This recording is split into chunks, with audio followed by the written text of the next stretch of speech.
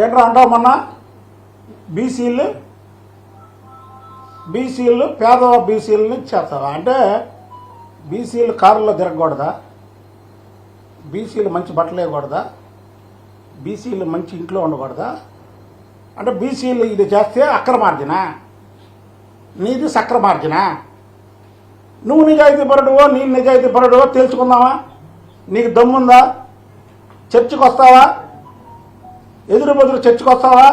నేను చెప్తున్నా, నేను 91లో దుర్గ గుడి మీద 1,15,00,000 నెలకి రెంట్ కట్టా.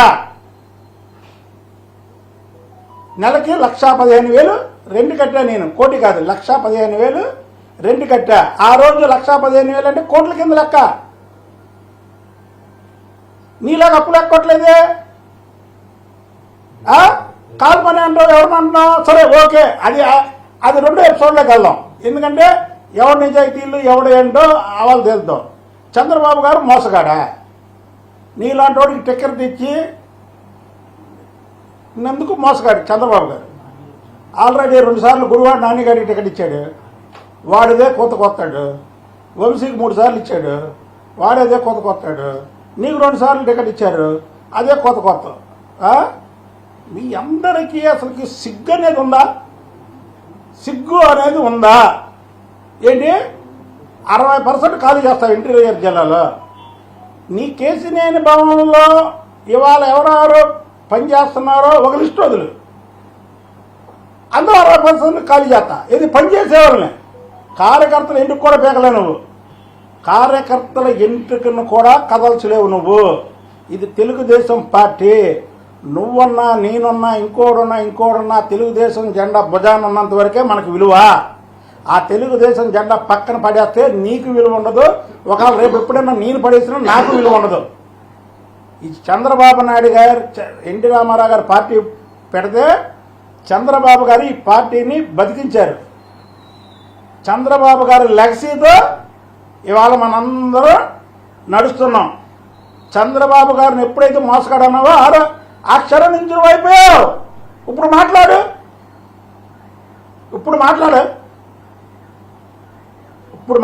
నువ్వు ఎంత ఇదివో.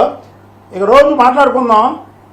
లేదు ఏదైనా సెంటర్ చూసి కొట్టుకుందామా? లాభకుంటావుగా.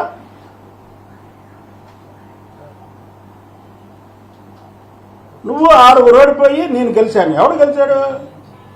చంద్రబాబు నాయుడు గారు సింబల్, సైకిల్ సింబల్. అది సైకిల్ సింబల్ మీద గెలిచావు. ఫ్లైఓవర్ ఏంటి? ఫ్లైఓవర్ నువ్వు తీసుకొచ్చావా?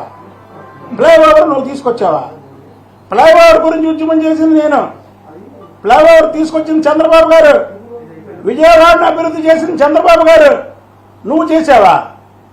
ఏంటి అసలు నువ్వేమనుకుంటున్నావు? నీ గురించి నువ్వేమనుకుంటున్నావు? మీ అమ్మాయిని మేరుగా పోటీ చేయమన్నాడా చంద్రబాబు గారు? గద్దె రామ్మోహన్ గారు సాక్షి. మీరు వెళ్ళి గద్దె రామ్మోహన్ గారిని అడగండి. ప్రెస్ చంద్రబాబు గారు చెప్పకుండా అతను అనౌన్స్ చేసుకున్నాడు మేయర్ క్యాండిడేట్ని. అలా పార్టీ ఇబ్బందుల్లో ఉంది. అసలే మెంటల్ గాడు. వాళ్ళ అమ్మాయిని కాదంటే మళ్ళీ గోల్ చేస్తాడని అసలు అక్కడి నుంచి పెట్టాడు తంట.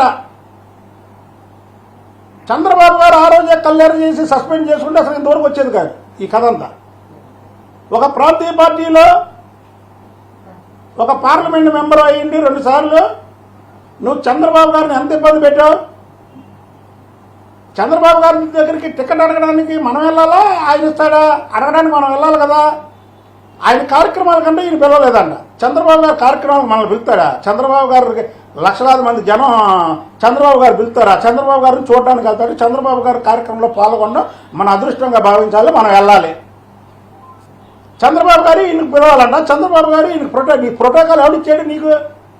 నీకు ప్రోటోకాల్ అనే హక్కు ఎవడిచ్చాడు? చంద్రబాబు గారు ఇవ్వబట్టేగా, బీఫార్ ఇవ్వబట్టేగా. నీ కేసీఆర్ నాని నువ్వు బస్సులో తుడుచుకుంటే వాడు నీకు ప్రోటోకాల్